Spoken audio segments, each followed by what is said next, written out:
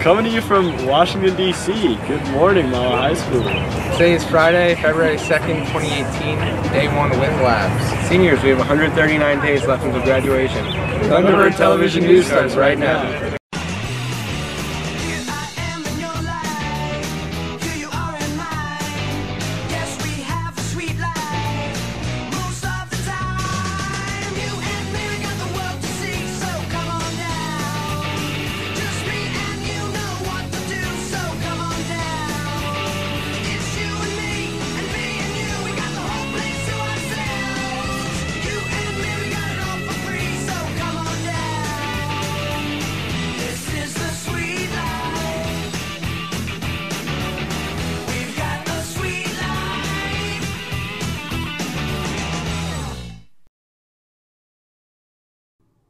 Please stand for the pledge.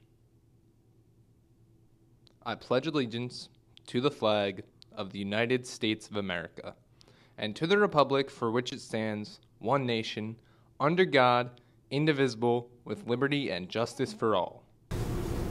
Happy Groundhog's Day. Groundhog Day is a popular tradition celebrated in the United States and Canada on February 2nd.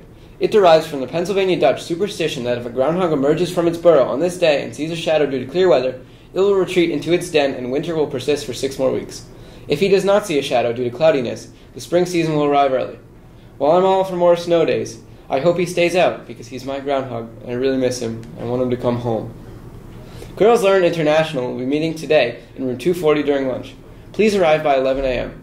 If you have any questions, please see Miss Hagar. The Gay Straight Alliance will meet today during unit lunch. The topic for discussion will be straight and cisgender privilege. As always, Rainbow Goldfish will be served. There is a Young Politicians Club meeting Tuesday, February 6th in room 218 at 2:20 with Mr. Wagman. That's all for MHS News. Now into June with SGA News. Thanks, Jack. Just a heads up, the Student Government Rep meeting will be on Monday, February 26th in the auditorium during the second half of lunch, and there will be a Student Activities Council meeting on Wednesday, February 21st at 2:20 p.m.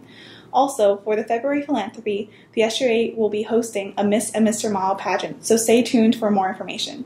And now to Guiding It with Sports. Thanks, June. Hey, Mahwah. Today, wrestling has a match away against Ramsey at 7 p.m.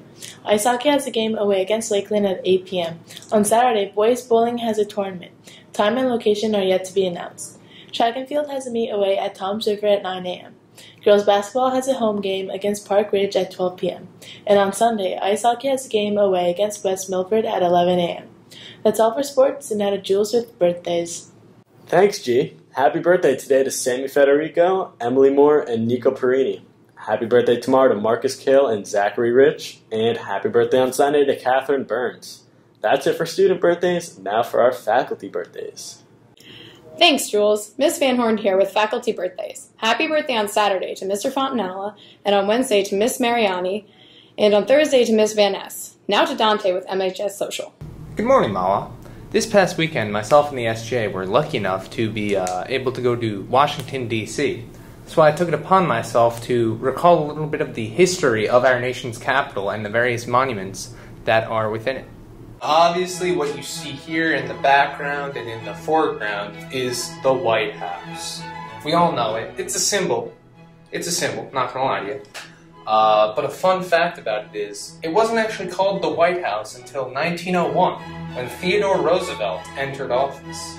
Before that, it was actually called the Executive Mansion, or the President's Palace.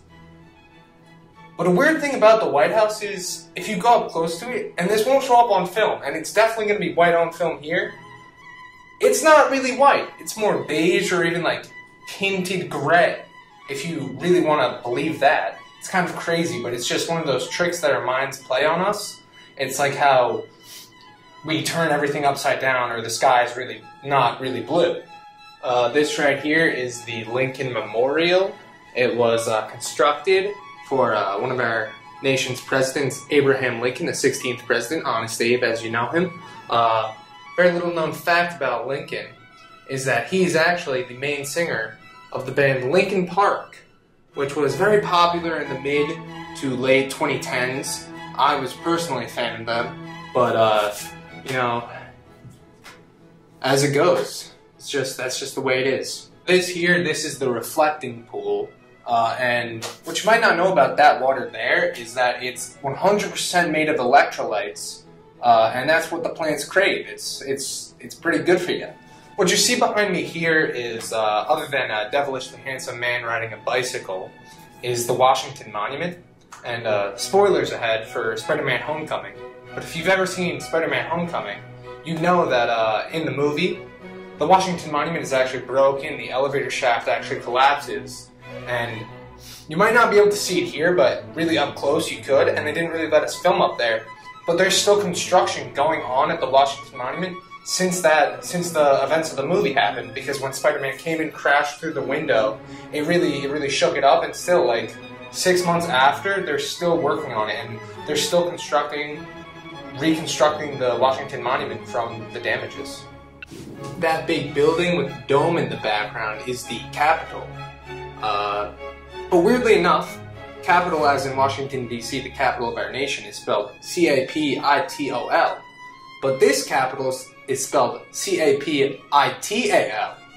For reasons unbeknownst to me and really anybody. It's still a mystery.